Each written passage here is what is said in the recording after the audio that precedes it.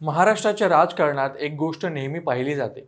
पुण्या मुंबईसारख्या मोठ्या शहरांमधून आलेले सुशिक्षित नेते एका बाजूला असतात आणि खेड्यापाड्यातून मातीतून वर आलेले ग्रामीण नेते दुसऱ्या बाजूला असतात.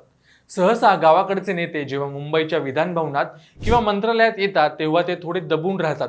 आपली रांगडी भाषा, आपला ग्रामीण ढब, कुठलं वक्तव्य अंगाशी येईल, कुठे अडचणीत आणेल किंवा आपलं राजकारण संपवेल अशी भीती अनेकांच्या मनात असते. पण महाराष्ट्राच्या राजकारणात एक असा नेता आहे ज्याने कधीही आपली ग्रामीण पार्श्वभूमी लपवली नाहीये. विरोधकांची कितीही टीका केली, भ्रष्टाचाराचे गंभीर आरोप झाले किंवा राजकीय वाद निर्माण झाले तरी या नेत्याने आपली रांगडी स्टाईल कधीही सोडलेली नव्हती. ते नेते म्हणजे अजितदादा पवार. पश्चिम महाराष्ट्रातील सहकार क्षेत्र आणि साखर उद्योगाचे प्रतिनिधित्व करणाऱ्या नेत्याच्या पिढीतील शेवटचा कणखर शिलेदार म्हणून अजित पवारांकडे पाहिलं जातं. आजकाल राजकारणाचा केंद्रबिंदू ग्रामीण भागाकडून शहरांकडे सरकलाय. राजकारण करण्याची पद्धत पूर्णपणे बदलली आहे. पण अजित पवारांच्या रक्तात असलेला गावाकडचा रांगडेपणा ते जाईपर्यंत तसाच कायम होता. पण तुम्हाला माहितीये का की अजित पवारांनी कधी स्वप्नातही विचार केला नव्हता की ते राजकारणात येतील. 10वी पास झाल्यावर थेट शेतात उतरणारा, स्वतःच्या शेतातील भाजीपाला आणि मालगाडीतून भरणारा, पुण्याच्या मार्केट यार्डात विकायला आणणारा एक तरुण अचानक लोकसभेचा खासदार कसा बनला? आणि सर्वात धक्कादायक गोष्ट म्हणजे देशाच्या इतिहासात एक असा दुर्मिळ प्रसंग घडला होता जेव्हा अजित पवार एकाच वेळी दिल्लीचे खासदारही होते आणि महाराष्ट्राचे मंत्रीही होते. अजित पवारांच्या राजकीय प्रवासाची ही एक अनवाणी गोष्ट. 1991 मधील दिल्लीतील राजकीय भूकंप आणि सहकाराच्या माध्यमातून उभा राहिलेले हे वादळी नेतृत्व समजून घेण्यासाठी आजचा हा व्हिडिओ शेवटपर्यंत नक्की पहा आणि अशाच राजकीय व्हिडिओसाठी अभिजात मराठी विशेषला नक्की सबस्क्राईब करा. अजित पवार आणि शेती यांचं एक अत्यंत घट्ट आणि वेगळं नातं होतं.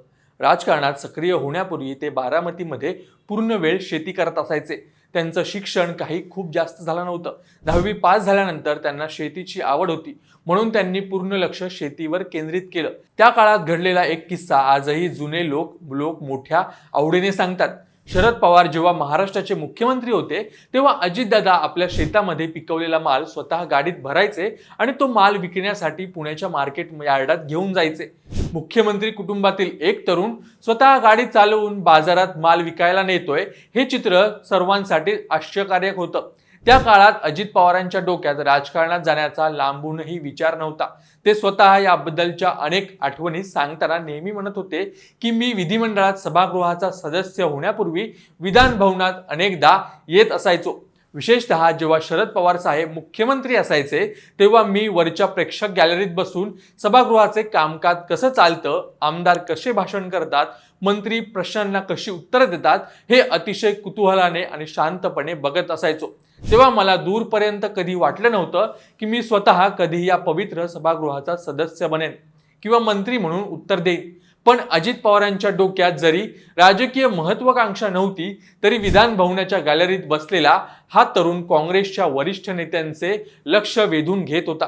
तेव्हा गॅलरीत बसलेल्या अजित पवारांकडे पाहून काँग्रेसचे काही प्रस्थापित नेते पाठीमागं कुजबूज करायचे आणि एकमेकांना विचारायचे की आता हा मुलगा सुद्धा राजकारणात येतो की काय. त्या वरिष्ठ नेत्याच्या मनात आलेली ती शंका पुढे जाऊन 100% तंतोतंत खरी ठरली. गॅलरीत बसून आमदारांचे कामकाज पाहणारा तो तरुण पुढे जाऊन महाराष्ट्राचा उपमुख्यमंत्री आणि राजकारणातील सर्वात प्रभावी चेहरा बनला होता.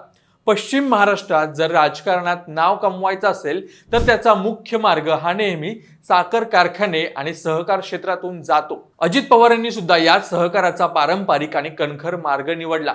अजित पवार यांनी 1982 साली एका सहकारी साखर कारखान्याच्या संचालक मंडळाच्या निवडणुकीतून आपल्या प्रत्यक्ष राजकीय प्रवासाची सुरुवात केली.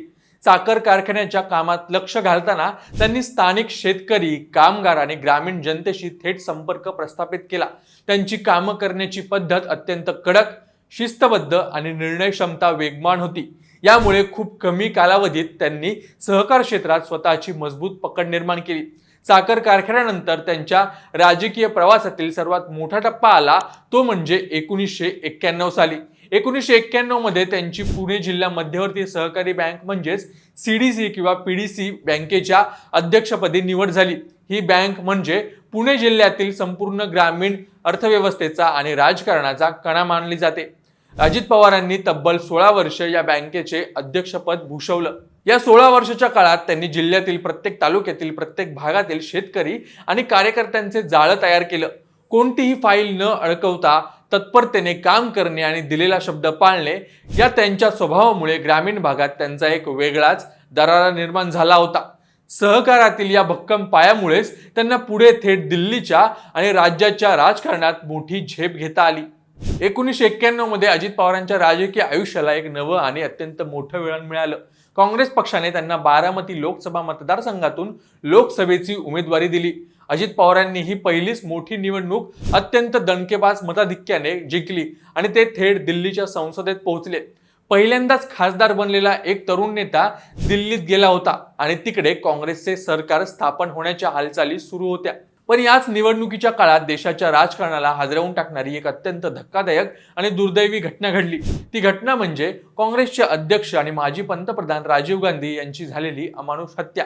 राजीव गांधी हेच काँग्रेसचे पंतप्रधानाचे मुख्य उमेदवार होते. त्यांच्या अकाली मृत्यूमुळे संपूर्ण देशात आणि काँग्रेस पक्षात प्रचंड मोठा राजकीय भूकंप झाला.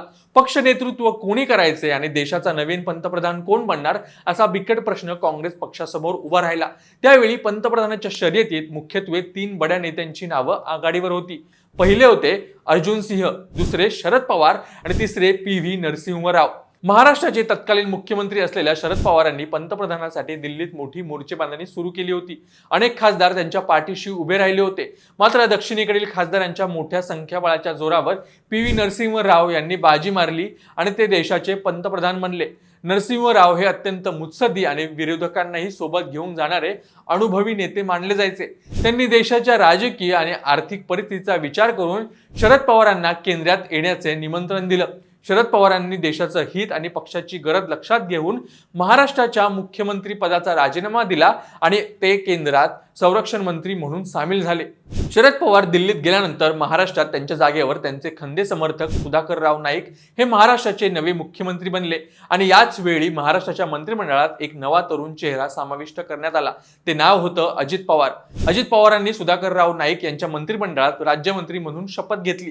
शरद पवारांनी केंद्रात संरक्षण मंत्री म्हणून तर अजित पवारांनी राज्यात राज्यमंत्री म्हणून एकाच वेळी शपथ घेतली. आता इथे एक असा राजकीय पेच निर्माण झाला होता जो भारतीय संसदीय लोकशाहीत खूप दुर्मिळ पाहायला मिळतो. नियमानुसार जेव्हा अजित पवार महाराष्ट्रात राज्यमंत्री बनले तेव्हा त्यांनी लगेच आपल्या बारामती लोकसभा खासदारकीचा राजीनामा देणे आवश्यक होतं. कारण शरद पवारांना केंद्रात संरक्षण मंत्री राहण्यासाठी संसदेचे सदस्य असणं गरजेचं होतं. त्यामुळे अजित पवारांनी खासदारकीचा राजीनामा द्यायचा आणि शरद पवारांनी बारामतीतून लोकसभा लढवायची असं नियोजन निश्चित झालं होतं. तसंच अजित पवारांना महाराष्ट्राच्या विधानसभेत किंवा विधान परिषदेत निवडून यायचे होते.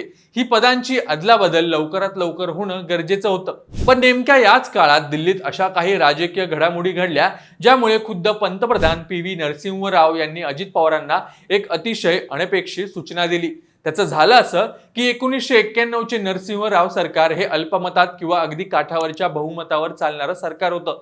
संसदेचं अधिवेशन सुरू होणार होतं आणि बजेट किंवा महत्वाच्या विधेयकांवर मतदान होणार होतं. अशा वेळी सरकार टिकवण्यासाठी दिल्लीत एका खासदाराचे मत अत्यंत मोलाचे होते. जर अजित पवारांनी लगेच खासदारकीचा राजीनामा दिला असता तर काँग्रेसचे लोकसभेतील एक मत कमी झाले असते.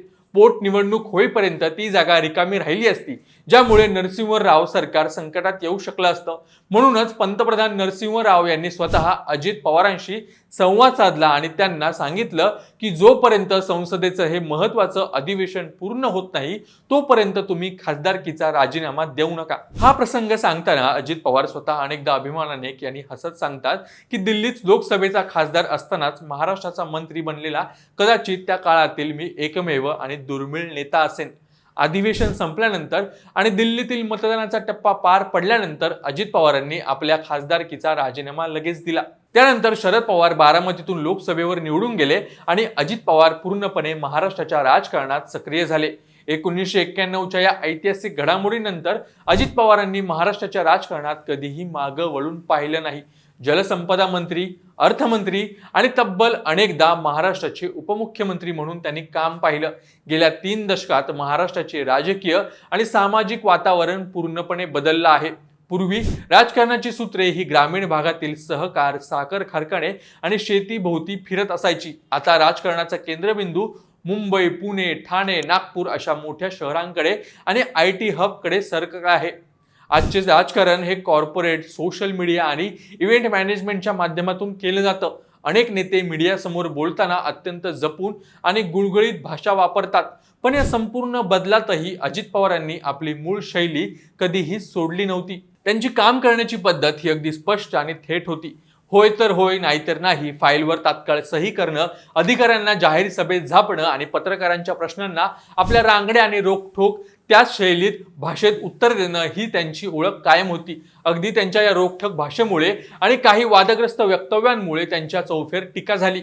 मोठे राजकीय वाद पेटले. विरोधकांनी त्यांच्यावर सिंचन घोटाळ्यांसारखे गंभीर भ्रष्टाचाराचे आरोप केले. पण तरीही बारामती आणि पश्चिम महाराष्ट्रातील जनतेने त्यांच्यावरचा विश्वास कधीही कमी होऊ दिला नाही. याचं मुख्य कारण म्हणजे लोकांच्या मनात ही भावना एक पक्की झाली की हा माणूस प्रशासनावर पकड ठेवणारा आणि कामाचा माणूस आहे.